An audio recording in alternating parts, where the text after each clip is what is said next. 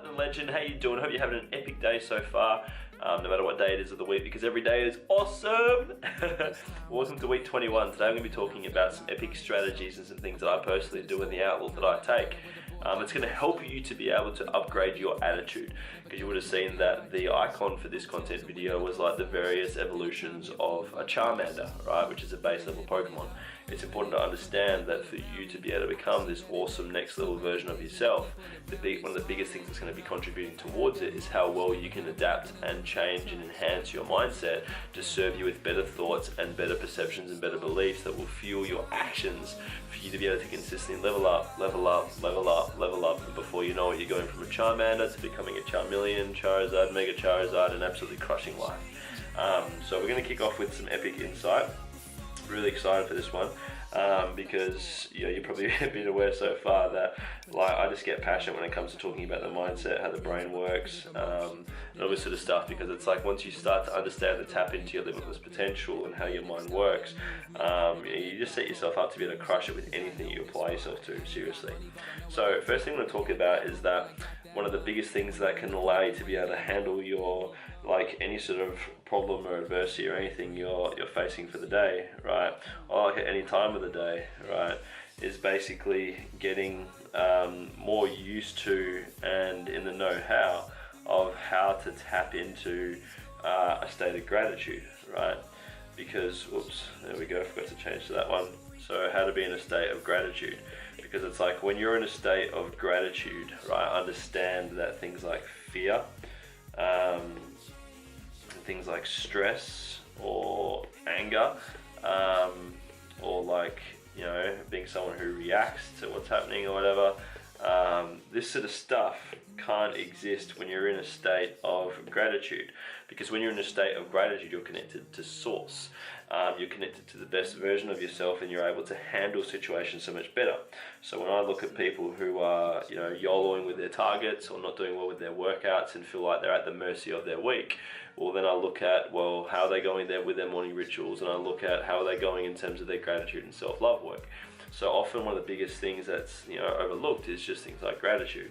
So what I suggest you start doing, if you're not yet introducing this into your day to day, is to kick off your day with gratitude work. So what this can actually look like is, it can look like, say for example, as part of your morning ritual, whether you're doing a guided one from me or whether you've actually made your own, is spend probably about 5 to 10 minutes just going on a bit of a gratitude rant, right, as I call it. So we'll put grat rant, and that's just like, I'm so thankful for this, I'm so thankful for that, I'm so thankful that I have clothes, I'm so thankful that I live in Australia, I'm so thankful for the roof over my head, I'm so thankful and grateful for my family, I'm so grateful for the way that they support me, I'm so thankful for my partner, I'm so thankful for her love for me or his love for me. Like, do you see what I mean? Because it's like when you can tap into that, it allows you to then be so much more connected to your source and the best version of you to be able to handle whatever's being thrown your way. Things like anger, stress, fear, whatever, this sort of stuff, it can't exist when you're in this powerhouse state of gratitude. So it's like, get grateful first thing in the morning and reflect last thing at night, because then what this will set you up to be able to do is it's going to set you up to be able to, in the face of whatever action you're about to take, right, whether it be to go neck someone in the face, or whether you decide to go for a workout or not, or if you're deciding to chill and just watch Netflix or whatever, is that it's going to set you up to be able to, before you take action on something, you can think about whether it's going to serve you or hinder you in relation to your goals. So it's important that we are someone who acts with purpose, right? This is going to be something that will serve you so well when it comes to kicking your goals and leveling up your attitude, right? Be someone who acts with purpose. This is, say for example, even when your alarm goes off in the morning, let's say that it's winter, right, and your alarm goes off, and you've got that split moment to be able to choose to be that person who thinks and is aligned with growth and purpose, or whether you're someone who lets stories and excuses rule you, right? So in that sort of scenario, you could choose, yep, sweet, alarm's going off, let's get into it, up and at 'em. Or you can be the person who's just like, fuck, there's the alarm, and I'm just going to press snooze, fuck it, it's too cold, I'm going to stay in my bed. You see what I mean? Because you've always got the choice. Something else to note is that success is like athletics. What do I mean by that? What I mean by that is that if you don't stretch yourself every day, right? well then you gradually become slow and brittle. Meaning that the reason why I've chose this as an analogy is that we want to be stretching our comfort zone daily. So if we say this is your comfort zone here, right, and we've got little you who's chilling like a boss inside of your comfort zone, yay, right, happy days. You're stuck in that comfort zone, and for as long as you live within that level of comfort zone, you know what I mean, you're just going to be repeating the same level of thinking and actions and stuff that are within that comfort zone, and you know, get more of, I guess, what you've been experiencing within that. Whereas what we want to do is we want to gradually expand that, right? So that way what happens is that we get you to a stage where your comfort zone's out here. So what you're going to usually find is that people that are further down the way than you or are really successful or whatever, one of the biggest differences is that they've got a bigger comfort zone than you. So it's like they're used to doing bigger and more things that scare them, and they're way more committed than you are, and they've been way more consistent for way longer periods of time in the stuff that matters to create results. So understand that it's like outside here of your comfort zone, right? This is where the magic happens, right? If you find, like, you've probably seen those people in your life where you know, you see them every 6 to 12 months, you know, from like family gatherings and stuff like that. And, you know, you ask them, oh, how are you getting on? You know, like, what's been happening? And it's just like, oh yeah, you know, same old, or, you know, like same shit, different day, like this sort of stuff. If someone is like that, well then they're basically stuck in this comfort zone and they expect life to magically change. But what you got to realize is that your thoughts become things. Your thoughts create the reality around you, right? Now, continuing on with tips to upgrade your attitude, next one I want to share with you is to be someone who is detached from the outcome, right? I find that a lot of us, we invest emotion detached from outcome. We invest way too much energy and like our heart and soul and everything into the outcome of a lot of stuff that's not actually within our control, right? So this means that if you are detached from the outcome, it means that you won't be disappointed, right? If something doesn't quite go your way, right? So it's like for a lot of us, for some reason, we decide to invest a lot of emotion into, you know, stuff we can't control, like the weather, or what, you know, some of our social media contacts think of us or whatever, and we're just like, oh, they commented on my status and they gave me an angry, oh yeah, they're a keyboard warrior and they said some shit about me. Like, you can't control how other people think about you, you can't control the weather, there's a lot of things you can't control, so it's important that you are detached from that sort of stuff, and also the outcome of some things as well, you're not attached to them as well. Like, understand that it's like, it just means that it's gonna make things so much more freeing for you, and you have much more energy about you as well, because you're not investing it in dumb fuck stuff, right? Next thing is that we want to be someone who fails forward, right?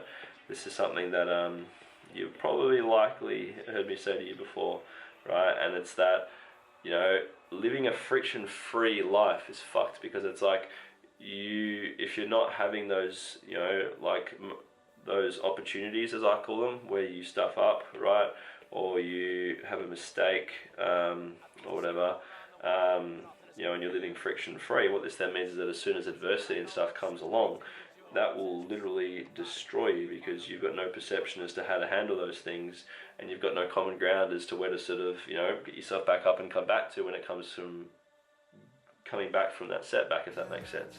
So it's kind of like each week you want to reflect. So say for example on a Sunday, when you send me through your various stats and you update your progress sheet with your weight, with your measurements and with your progress photos and stuff like that, what I'd encourage that you do is that you actually reflect, right, on the week as a whole. Look at your mistakes, right, and celebrate them, because these are learning opportunities. Now it's like one of the biggest things that sets you know, clients up for working with me is that in terms of like for getting faster results than the average person usually does in terms of sustainable results, is that we fail faster. You know, we encourage, you know, like in other words, if you haven't stuffed up once for the week, well then it's like, well, why not? Like, you see what I mean? Because it's like in all those opportunities, this is where you can create so much more learning opportunities, and it's like it just allows you to reflect from the week to week and set you up for how to improve for the week ahead. You know, stuff up, all that sort of stuff, awesome. Reflect on the week just gone, set you up for the week ahead. Celebrate failing, knowing that, well, there's not really any such thing as failure anyway, there's just different degrees of success in achieving an outcome or not. And next one we're going to talk about is that you probably heard this somewhere on social media before in terms of a motivational quote or whatever, but it's like, we are who we surround ourselves with. So we're going to do two scenarios here. We're going to say that, so this represents, we're going to do some drawing basically, right? So we're going to do you in two different scenarios, right? So let's say that there's a version of you who hangs around, let's say you got 5 friends, this version of you has 5 friends, right? So let's say that you are where you are, right? You might be midway through your, like midway on the way to achieving your goals, you know, like just whatever, right? Like just imagine you where you're at now. So let's say that you, in this sort of scenario, right, you are surrounding yourself with other awesome ladies or guys or whatever who are just heart-centered or amazing, positive people. So we're gonna have, you know, let's say positive people, awesome. They are either walking the same path you are and doing extremely well, or are already where you are, and you know, like you just love being around them because they raise your standards and they show you that it's possible and you're inspired by them, right? And then we've got a version of you over here that is hanging around 5 other people, right? They might still be pretty cool people, but they're negative. They are further behind than you or at the same level as you. They've got shitty habits, they've got a shitty outlook on life, they're just negative Nancy's and all that sort of stuff, right? Now, if you think about it, out of these 2 people, who do you think is going to have a better chance at achieving their goals based on the external environment that they are putting themselves in? Pretty obvious, right? This person right here. So what you want to be doing is making sure that you are aligning yourself and being around more other people that are similar to yourself in a way that they, you know, like they've just got an epic attitude and mindset about life. If you think about like if someone that's struggling with their weight is hanging around other fat people with shit habits, well then the likelihood of them taking on their habits and stuff is going to be pretty much a given, right? Cool, so continuing on. Now, obviously that was an awesome illustration, but we're going to utilize this section over here in the corner now. So, one of the biggest reasons why we want to embrace progression rather than perfection is that, progression we have control over, right? Perfection we don't. Because even as you go further down the line and you become all the more of a boss and you've got epic flow about your relationship with food and you're awesome with your training and all that sort of stuff, you shouldn't be perfect all the time, right? Because once again, there's still a lot of stuff in life we can't control. So the reason why we celebrate progression and learning through action is this is something we have complete control over, and therefore based on your efforts and your stats that you would send through, it's very easy from my end to be able to direct you effectively so that you can create gains from your efforts. And you know what I mean? Like just be, because it's like all those little steps of improvement. If we look at it from an angle like this, right? All these little steps, right? So it's kind of like you are going to be going up a journey like this. So it's like here's you over here, right? Hey, and you want to get over here to the goal, right? So imagine like a finish flag or whatever, right? So it's like if we zoom in on what one of these steps looks like in terms of what's going to get you, you know, up like this, right? Is it's going to look like this. If we zoom in on what one of these steps looks like, it's going to look like this. So what a step looks like is it's like this. So we've got like this, boom. So a step represents an action. So we go like this. A step represents some sort of action and some sort of fail, right? So it's like, oh well then, and like not necessarily every step. So it'll be like action and then growth. It'll be fail or growth, right? But irrespectively, what happens is it's like if you're not making those steps, well then this whole journey you're missing out on, and you're going to be someone who is just stuck like this because you're scared of failure and you won't actually go up any of the steps, and this is why you'll quit the journey. And this is why, as you probably heard me say before, why this journey has such a ridiculously high fail rate is because, well, combined not having a clue what you're doing with shitty motivation levels and being scared of stuffing up and rah rah rah, well, it's like, this is like the steps to success, right? You shouldn't be someone who fears failure, but embrace progression rather than perfection, or that you're not going to be perfect. Now, something else that's important to understand in terms of leveling up your attitude, hope you're enjoying these tips so far, is to be aware of not self-comparing, right? So let's say, for example, that you know, read certain magazines, or you've got certain people on social media that you follow, and you've got these people in these magazines that you're seeing, all right, and they, you know, look absolutely awesome. So, you know what I mean? Like, you might see someone that just has these big cannons, and they look really cool. You're just like, oh man, I want to be like this person. Their arms are so cool, or their booty's so good, or they've got such big calves, or their triceps are fucking massive, or their chest is just so big, like whatever it may be. Like for a lot of us, we will self-compare ourselves to someone else, and then we will feel shit about ourselves. And I've got to be careful of this as well, because sometimes I catch myself in the act where it's like, you know, I'm in a state of flow and I'm feeling like I'm awesome and that I love myself, and you know what I mean, I love how I'm looking and stuff like that, and I see someone else who can deadlift more than me, or who has bigger calves than me, or who, you know what I mean, can bench more than me, or all this sort of stuff. And if you aren't careful with self-comparison, what's going to happen is you're going to feel shit about yourself, and you will, yeah, like it's just going to basically always, pretty much most of the time, lead to negativity, right? Whereas what you want to do instead is you want to see that person as a source of inspiration instead.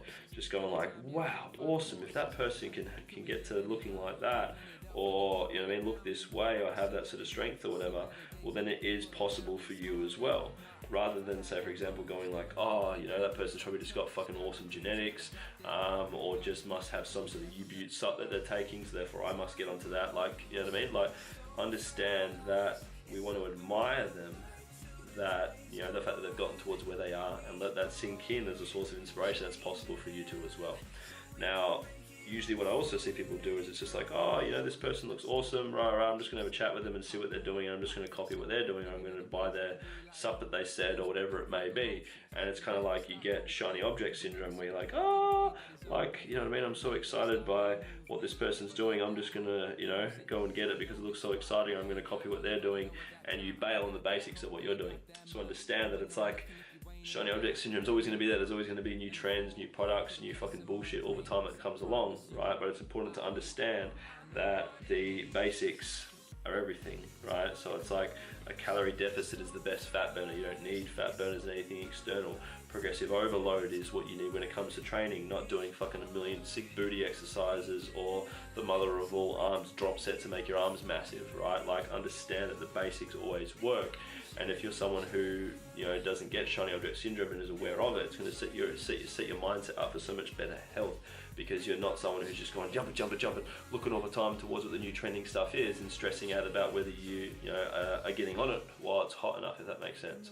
So understand that it's like, once again, your thoughts become things, right? You need to be wary of the fact that your mindset and looking after what's in between your ears is what's going to set you up to be able to have the best possible success with your nutrition and with your training efforts. You know, the clients that I'm working with that are having the best success are often the ones who are putting in the most effort and being most consistent with their mindset work. Those who are struggling or who are falling off track or whatever are the ones who aren't prioritizing it as necessary, or who aren't even watching these content videos, or aren't even logging in the Alpha site, or who are isolating themselves from contact with me. As you can imagine, that's going to reflect negatively in results. So be that person who shows up daily, adapt to these things. What I'd love for you to do is listen back through them again, just so they're familiar with you. And what I'd love for you to do is to, once you next jump back into Facebook, share with me in the Alpha group maybe the 2 to 3 things that stuck out the most for you from watching this video, and what you're going to be introducing into your day-to-day to help level your attitude upwards and onwards, you know, to greater heights compared to what it's been before. So thanks so much for watching this video. Have an epic rest of your day, and I'll catch you in the next content video next week. Catch ya.